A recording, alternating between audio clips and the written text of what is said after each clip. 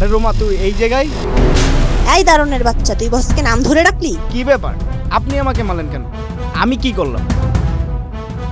রোমা তুই আমাকে চিনিস নাই? আমি তোর কলেজে বন্ধু আলী। সরি, আমি আপনাকে চিনতে পারছি না।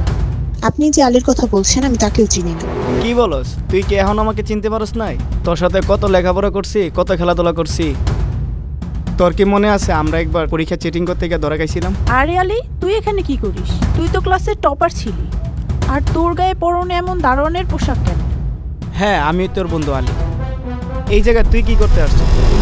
আরে বোকা, তুই যে অফিসে কাজ করিস সেই অফিসের মালিক উনি, সম্মান দিয়ে কথা বল। কি কন? রোমা এই অফিসের মালিক? তার মানে এই কোম্পানির মালিক? যাক, শুনে ভালো লাগলো। সত্যি আজ অনেক ভালো লাগতেছে, গর্ব হচ্ছে তোকে দেখে। কিন্তু আলী, তুই এখানে আর তোর এই অবস্থা, আর তুই তো কলেজের টপার ছিলি না? তোকে দেখে আমার বিশ্বাসই হচ্ছে না। আর তুই আমার অফিসের সিকিউরিটি গার্ডের পোস্টে আছিস? আরে বুঝোস নাই, কপাল বলতে তো একটা জিনিস আছে। আরে কপাল তোর পাল্টাল জানা, যারা নসিবি আছে এটা হইবই। আর হঠাৎ কইরা আমার আব্বুর বড় একটা অসুখ হইল, যার কারণে আমার পুরো পরিবার নিঃস্ব হয়ে গেল। টাকা পয়সা যা ছিল সব শেষ হয়ে গেছে একবারে। এখন আমার পরিবার এমন অবস্থা দাঁড়িয়েছে, চাকরি না করা কোনো উপায় নেই। ভালো পোস্টের একটা চাকরি নিতে গেলে অনেক টাকা ঘুষ লাগে, তাই অভাবে পড়ে এই চাকরিটা করতে শুরু করলাম। বস, আপনি শুধু শুধু দাঁড়িয়ে দারোয়ানের কথা শুনছেন, আর তুই কি ভাবছিস এসব কথা বলে তুই বসের সিম্পাথি আদায় করবি? বস, এখন কিন্তু আমাদের এখান থেকে বের হওয়া উচিত, না হলে আপনার মিটিং এ দেরি হয়ে যাবে। আলী, আমি তোর সাথে পরে কথা বলবো, এখন আমাদের যেতে হবে। এই চলো। কাজটা কি ঠিক হচ্ছে? আলী আমার ছোটবেলার ঘনিষ্ঠ একটা বন্ধু, আরও আমারই অফিসে দারোয়ানের কাজ করছে। বস, আমি আপনার সবগুলো ফাইল রেডি করে ফেলেছি।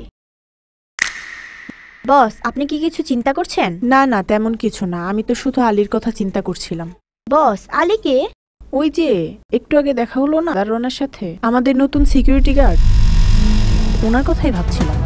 ও আচ্ছা, আমিও ওর কথা ভাবতেছিলাম। আচ্ছা, তুমি কেন ওর কথা চিন্তা করছো? বস, আপনি কেন ওর কথা চিন্তা করছেন? ও হচ্ছে আপনার অফিসের দারোয়ান। ও কোথায় আর আপনি কোথায়?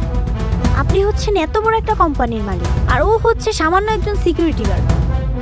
আর এই সামান্য দারোয়ান যদি আপনার বন্ধু হয়, তাহলে ভাবুন তো লোকে জানলে আপনার মান সম্মানটা কোথায় যাবে? সামান্য একটা দারোয়ান আমার বন্ধু, এটা শুনতে সত্যিই খুব খারাপ। এই কথাটা যদি অফিসের সবাই জানে, সত্যি আমার মান সম্মান থাকবে, সবাই আমাকে ছিছি করবে। বস, তার থেকে ভালো হয় আপনি দারোয়ানটাকে চাকরি থেকে বের করে দিন। থেকে ভালো হয় ওকে আমি ফোন করেই ডাকি।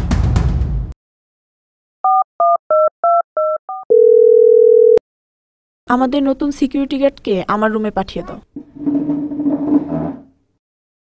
রোমা, আমি কি আসতে পারি? রোমা, তুই আমাকে ডেকেছিস? হ্যাঁ, বস তোকে ডেকেছে। বস তোকে বলেছে আজকের পর থেকে এই অফিসে আর কাজ করতে হবে না। ব্যাপারটা হচ্ছে তুই এই অফিসের সামান্য একজন সিকিউরিটি গার্ড, আর বস হচ্ছে এই অফিসের মালিক।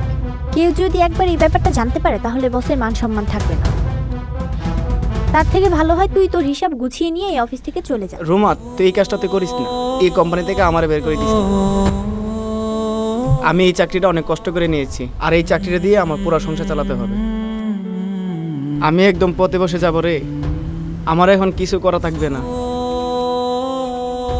তোর আমি কথা দিলাম, তোর আমার বন্ধুত্ব সম্পর্ক আমি কাউকে বলবো না। আসলে নুসরাত যা বলেছে ঠিকই বলেছে, তোকে আর এই দারোয়ানের চাকরি করতে হবে না। তোকে আমি আমার কোম্পানির অ্যাকাউন্টেন্ট করতে চাই। তুই কি কইতেছস? আমি তো কিছুই বুঝতেছি না।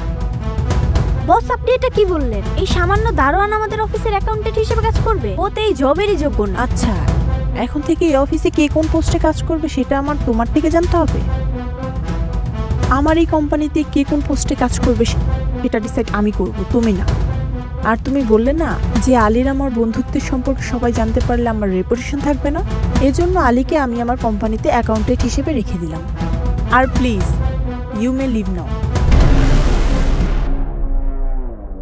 যা, বাদ দে, তুই বস। হ্যাঁ দোস্ত, আমি এই চাকরিটা করতেছি, কিন্তু আমার তো বিশ্বাস হইতেছে না এত বড় চাকরি আমাকে দিবি। আচ্ছা ঠিক আছে, কাল থেকে তুই আমার অফিসে অ্যাকাউন্টেন্ট হিসেবে জয়েন করিস।